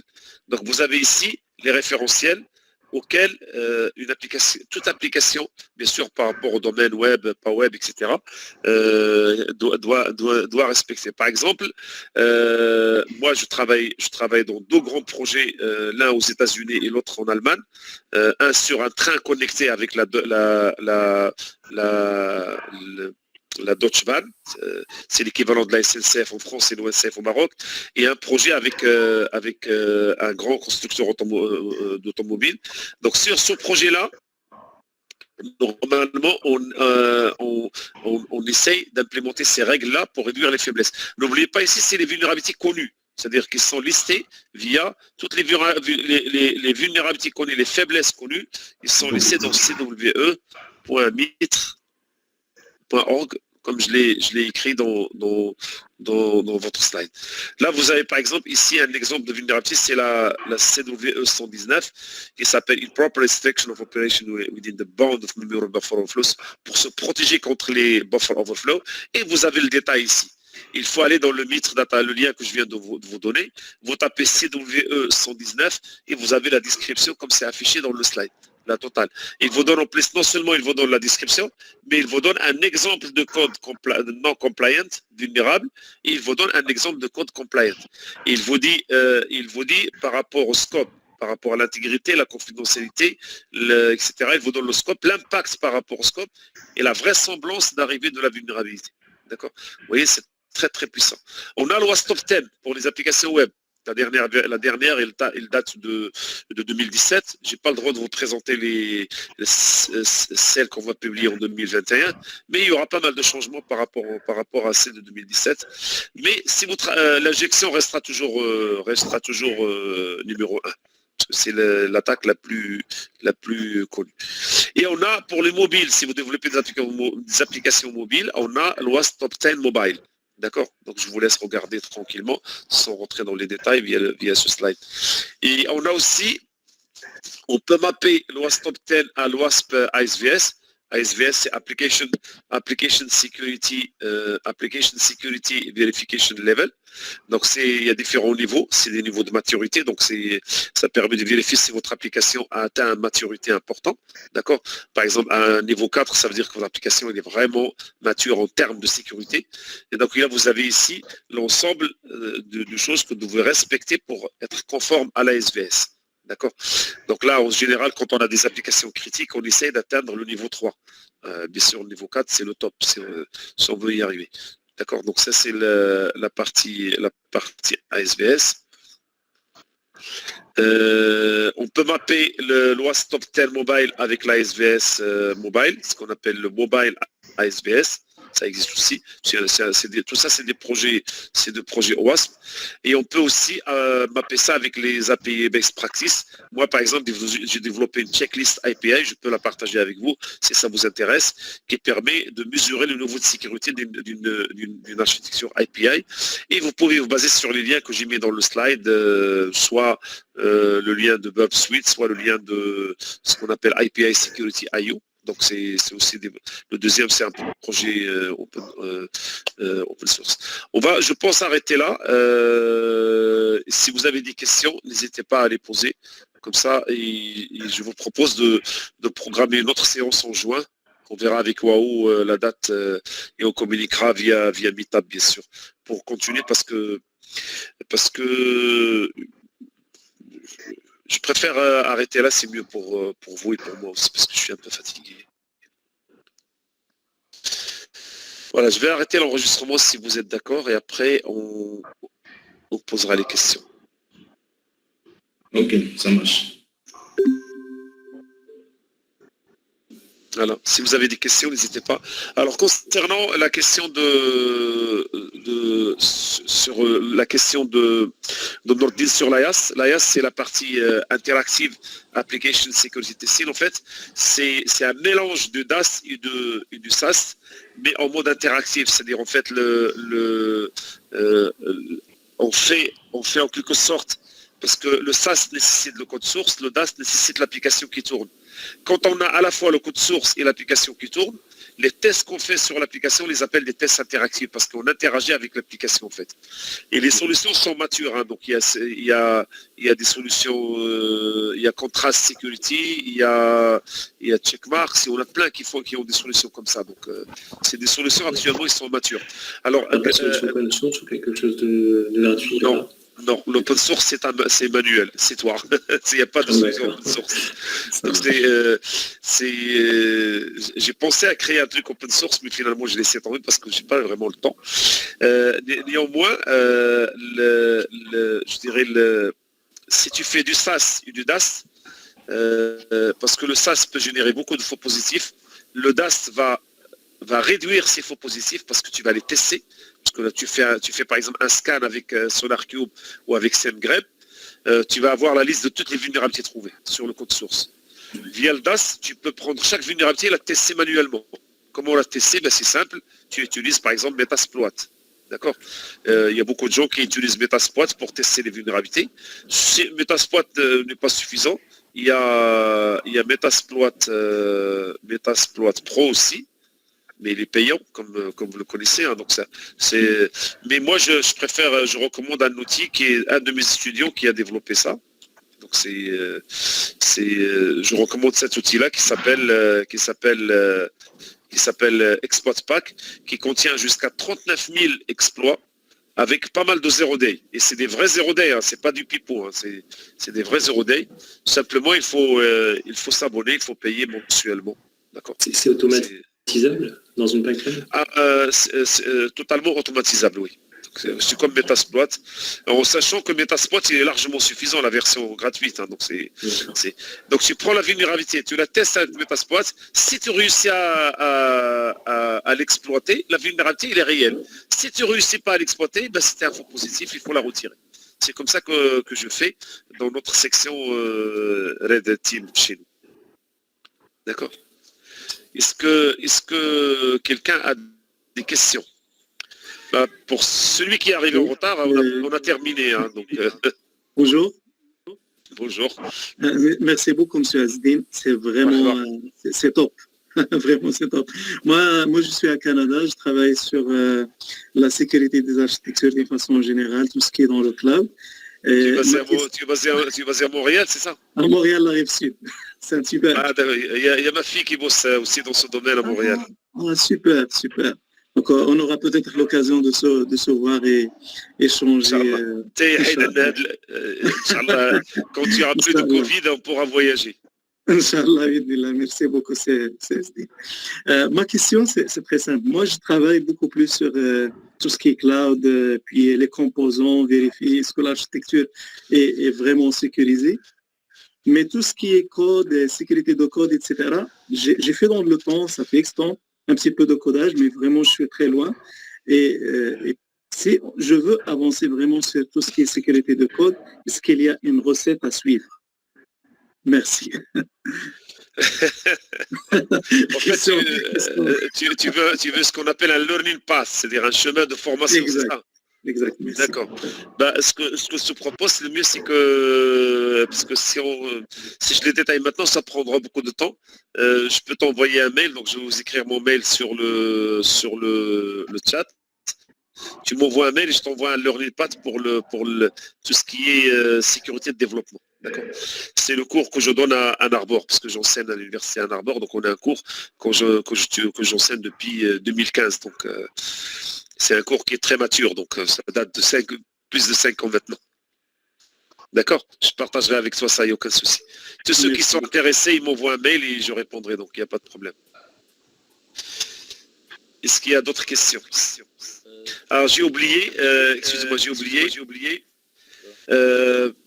Les slides, je viens de les partager via, je sais pas, il y a le lien via le chat, je crois. Je vais le récupérer tout au début. Donc tous ceux qui veulent accéder aux slides, ils peuvent demander l'accès via ce lien-là, via ce lien Drive. Oui, vas-y, pose ta question s'il te plaît. Bonsoir, monsieur Azedine. Bonsoir. Ivan, comment tu vas? Ça va bien, oui. Ah, c'est toi qui lève la main, d'accord. Oui, c'était moi. C'est bien. Comment dirais-je ça? En fait, ma question se rapporte un peu à celle du monsieur tout à l'heure, c'était par rapport à la formation. Mais peut-être un peu plus précisément, je voudrais savoir s'il y a des certifications aussi pour l'ingénieur security architect. Et il y a des certifs, oui. J'en ai parlé la dernière fois de leur formation, je ne sais pas si tu as noté. Bon, en fait, comment dirais ça? Parce qu'en fait, il y a Ivan qui a son micro. Tu peux éteindre ton micro pendant que je parle? D'accord, j'arrête mon micro. Tu m'envoies un mail, Ivan, et je partage avec toi les certifications qui sont nécessaires pour les développeurs. Mais bientôt, je pense que vous allez suivre une formation certifiante DevSecOps. OK?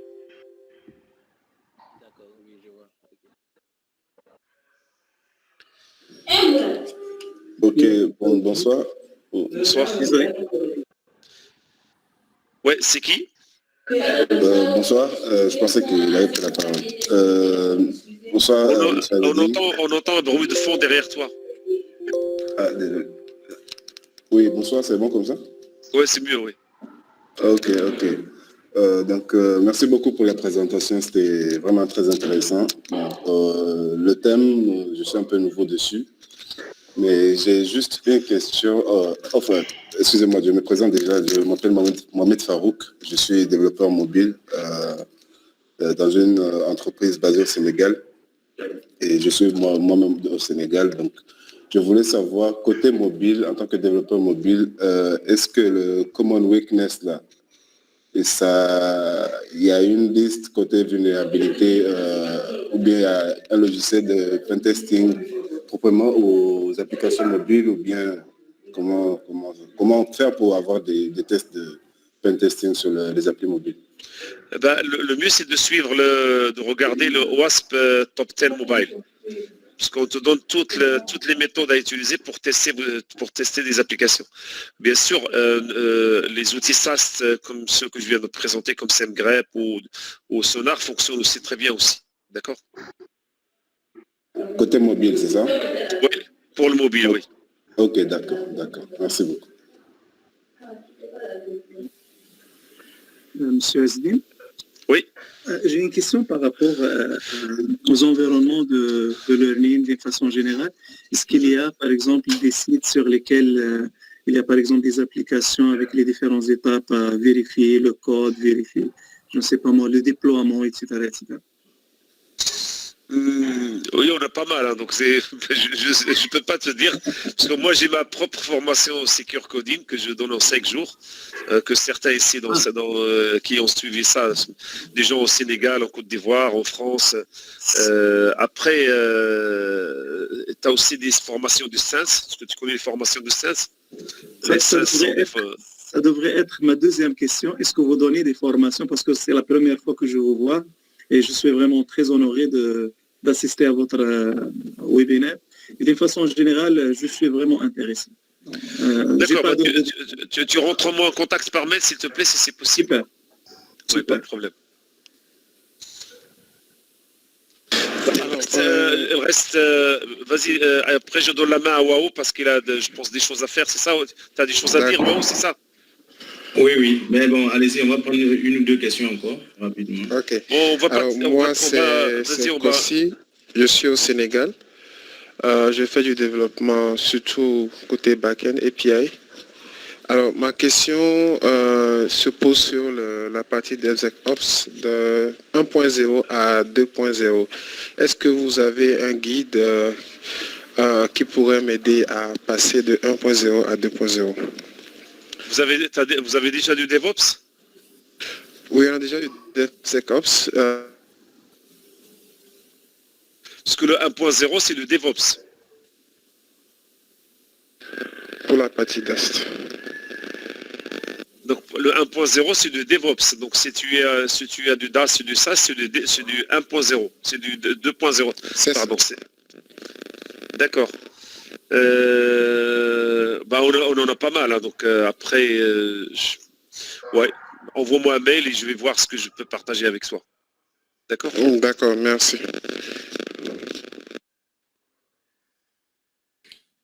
D'accord. Donc, nous allons dire merci à M. Azedine qui vraiment a accepté de nous partager ce qu'il sait faire. Voilà, et je pense que tout le monde est unanime de ce que la séance a été intéressante. C'est vrai qu'on n'avait pas prévu de faire une deuxième séance, mais à la demande générale, parce que j'ai vu un peu dans le chat que les uns et les autres ont manifesté le désir donc de participer à une seconde séance. Bon, je pense que comme M. Azedine l'a dit lui-même, donc cette séance sera plus pratique. Voilà, et Open Lab Consulting va s'approcher de lui et puis on va organiser cela. Et on va donc on va communiquer en fait sur la date et puis voilà, vous pourrez assister et puis bon, on va achever ce qu'on a commencé aujourd'hui. Alors, comme je le disais tantôt, Open Lab Consulting donc fait des webinaires. Voilà, on fait ce qu'on appelle les formations au grand public ou les formations qui sont ouvertes à tout le monde, hein, comme celle que M. Azedine vient de faire. Alors donc, à la suite donc de cette formation, le 21, on a encore un autre webinaire. Voilà, bon, les de 20h donc à 22h. Ça sera l'heure GMT. Voilà. Open Lab Consulting vous dit merci. Hein, merci surtout à M. Azedine. Voilà, merci beaucoup. Voilà. C'est avec plaisir. Tu m'as dit la présentation du 21 mai, j'assisterai avec plaisir. Il n'y a pas de souci, ça n'a pas été facile, voilà, mais bon, je pense que voilà, on a réussi à assurer. En fait, on a reçu le challenge. Donc, merci à vous, merci à toutes ces personnes qui ont participé. Voilà, donc Open Lab Consulting est dans un partenariat naissant avec OWAPS par l'intermédiaire de M. Azedine. Donc, très prochainement, vous aurez des séminaires grandeur nature. Voilà, si vraiment la Covid vient à diminuer ou à disparaître, voilà, pourquoi pas ne pas organiser des séminaires de manière présentielle avec M. Azedine et d'autres personnes qui vont intervenir. Voilà, donc merci à tous et Open Lab Consulting par ma voix vous souhaite une agréable soirée et une bonne fin de week-end à tous. Merci beaucoup, Wao. Allez, merci à tout le monde. Merci. Plaisir de vous rencontrer.